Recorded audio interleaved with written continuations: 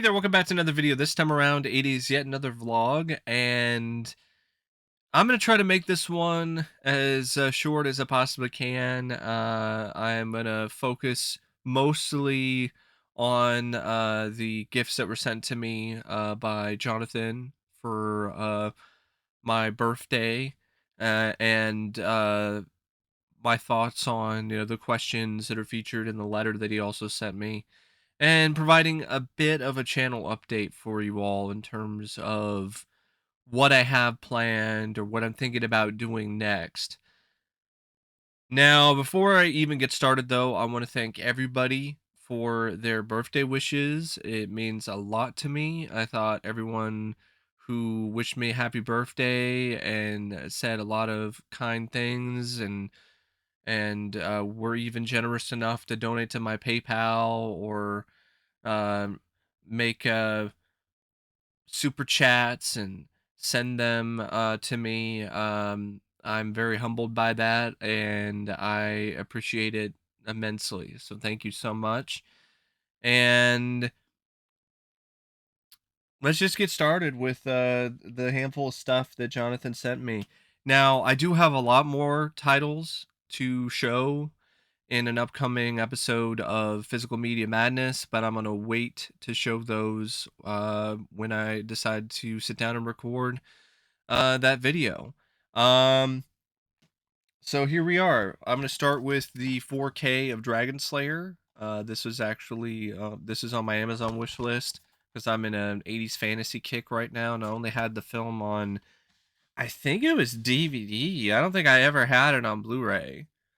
So this is really cool. It's a recent release from Paramount, and what's interesting about Dragon Slayer is that it's released by Paramount, but Dragon Slayer was actually a Disney co-production with Paramount back in the day, which is an interesting sort of thing. But speaking of Disney, he also sent me the 4K of Finding Nemo. Uh, I haven't seen this film since I saw it in the theater when it came out, so this would be fun to watch in 4K. He also sent Rollerball. This is the 4K release of Rollerball from Scream Factory. Although really it should just be Shout Factory because this isn't a horror film. But, it's a new 2022 restoration, which is an upgrade over the Arrow release, which I have. And speaking of Rollerball, he also sent me another Rollerball, which I'll show you later. And for some reason, I dropped the Blu-ray. If you heard that, that was me violently dropping the Blu-ray of Violent Night. Ironically enough, so here's here's the Blu-ray of Violent Night. I actually saw this sometime last year, and I really enjoyed it. Um, I'm looking forward to actually watching this again and doing a review of it because this is actually one of the requests that I got recently. And then the other two, speaking of Rollerball, here is the Rollerball remake. Now, I think I do have this DVD somewhere in my collection, but I'm okay with just having one that's just quick and grab on hand. I have to dig through just mountains of movies just to get to Rollerball. And then he also sent me Freddy Got Fingered. Now, Freddy Got Fingered is an infamously terrible comedy. A lot of people say is just garbage and awful and one of the worst ever. And I'm curious about it. And I'm curious to see if it's honestly as bad as people say it is. Because I do remember watching some of it on TV when I was a kid, and I remember it not being intolerable. I don't remember it being insufferable to watch. So, I don't know. We'll see. And I'll get to the letter soon, but I'll just provide you a bit of a channel update. In terms of upcoming reviews, it's going to be a mix of some familiar stuff and some requests. So I'm going to start with the requests. I'm going to probably post a review of Slapshot, the 1977 film. That's going to be the next video that I'm going to upload when it comes to a movie review. After that, it will be The Man Who Fell to Earth by Nicholas Roeg, starring David Bowie, because both of those were requests by Dark Metal Spider. And then I will throw in some extra 2023 reviews, Sisu, the new Super Mario Brothers, stuff like that.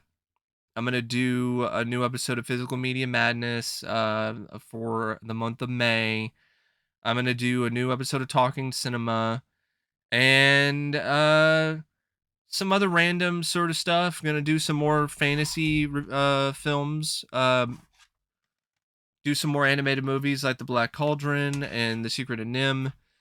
And I'm planning on doing at least one more live stream, maybe one more after that, like maybe a couple live streams this month.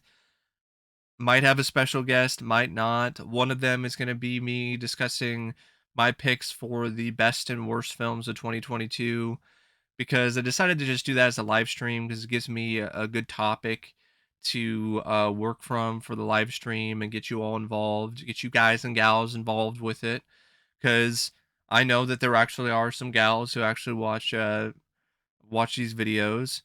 I wanted to be a little more inclusive, but yeah, it's gonna be one of those things where I got some stuff coming and some stuff I think you'll find interesting or hopefully entertaining. And the next thing I'm gonna talk about is definitely the letter. So here is the gist of a letter sent to me by Jonathan. It says wishes me a happy birthday. Yeah, because I turned 34 in May, this month. So turned 34 on May 2nd. He's mentioned his birthday is next month. Happy early birthday, Jonathan. He mentions how Dragon Slayer Rollerball have never looked or sounded better. He's mentioning how in August he'll send me some more stuff. He's doing a move from Bellin. I mean, he's moving to Bellin, which is an hour away from his old town and 35 minutes to Albuquerque.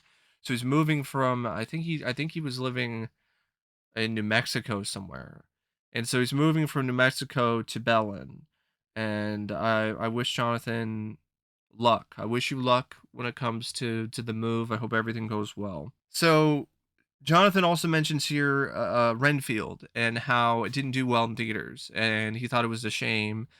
And that's another film that I'm going to be doing a review of sometime this month because I did finally check that out and I really enjoyed it. And I agree, it is a shame it didn't do well, but I saw it coming. Nicolas Cage's star isn't as bright as it once was. Nicholas Holt isn't much of a draw. Neither is Aquafina. And it was rated R. And it just was such an out there sort of gonzo, weird premise kind of movie that it just wasn't something that was going to appeal to a considerably large audience. But it is a film that to me personally will absolutely garner a cult following. Um but yeah, Cocaine Bear, Megan, and Terrifier 2, they did decent box office. Smile's gonna get a sequel, which I don't know about that. I don't think they really needed one. Mentions John Wick 4 is like a time waster. Talks about how Scott Adkins is kind of lame. Talks about audiences are tired of agenda driven movies, which I do agree with that. Talks about DC and how their films are not doing that great. Talks about how Universal has been kicking Disney's ass with the Nintendo world at Universal Hollywood and with the success of Super Mario Brothers. Then he's talking about Trick or Treat and how Sam could be a new potential horror icon. How I could mention that in the Death of Mainstream Horror Icons video that I'm thinking about doing, which I think Sam would be definitely something that would be worth discussing for sure. Um, it's about some of these older franchises, horror franchises should be retired, which I definitely do agree with that as well. Um, talks about the parallels between what's going on with these franchises and Abbott and Costello when Abbott and Costello did tie-ins to the Universal Monsters franchises and how that cheapened and kind of hurt the legacy of those characters, turned them into jokes, and how they almost did that in the 80s with Cheech and Chong meets Jason. Which, yeah, I like Cheech and Chong, but I don't think that's a good idea. I think that would have been bad. Talks about how 1982 was a really great year for sci-fi and fantasy. Definitely was. And he mentions Lord of the Rings trilogy. Talks about other trilogies. Talks about Peter Jackson's other films, like some of his earlier films. Mentions a lot of the stuff about how it was pretty brave and ballsy. Did film all three movies at once, like Robert Zemeckis did with Back to the Future 2 and 3 back to back. Talks about how Denethor is pretty despicable, which I do agree. How Gollum is a tragic character. Um, talks about New Line for a little bit. Talks a little briefly about the 1978 animated version of Lord of the Rings by Ralph Bakshi. Talks about The Last Unicorn. Mentions how he cosplayed as Schmendrick a few times at comic conventions, which is fun, which is really cool stuff. Um, Talks about how Leonard Maltin, the critic, he said the songs in Last Unicorn are forgettable, and he doesn't agree with that. I agree with that. I definitely don't agree with the fact that those songs are particularly forgettable. Some of them are, but not all of them. Like the main theme and Man's Road. Talks about Schmendrick and how he's a likable character. I think he's fun. He's a decent enough character. Alan Arkin did do a good job, but he mentions here, like, imagine if it was Chevy Chase, Harold Ramis, Dustin Hoffman, Mark Hamill, Lorenzo Music, Michael Bell, Casey Kasem, Michael Keaton, Bill Murray, Robin Williams, Jeff Goldblum, or John Lovitz. And yeah, I think it would have been cool to have heard those actors play um, that particular role. And he talks about Batman, the animated series, a little bit, and how there are some people who did voice work in that show, that did voice work in The Last Unicorn. Um, I do feel that Haggard is more of a tragic figure in the vein of like Mr. Freeze and stuff like that. And I do agree that Christopher Lee did a great job voicing that character. Talks about Molly a little bit, then talks about Lady Amalthea. Then he talks about the new Mario movie, which he said it was fun. I'm looking forward to checking it out, honestly, just for the visuals and also just to see some of the stuff from the games, see a little bit more faithful adaptation of the game, even though I really enjoy the 1993 film because I grew up watching, uh, you know, my friends play Super Mario Brothers, or I grew up playing Super Mario Brothers on the Nintendo. Um, then he talks about Puss in Boots 2 and how that did pretty well and how that's something that's definitely worth a look.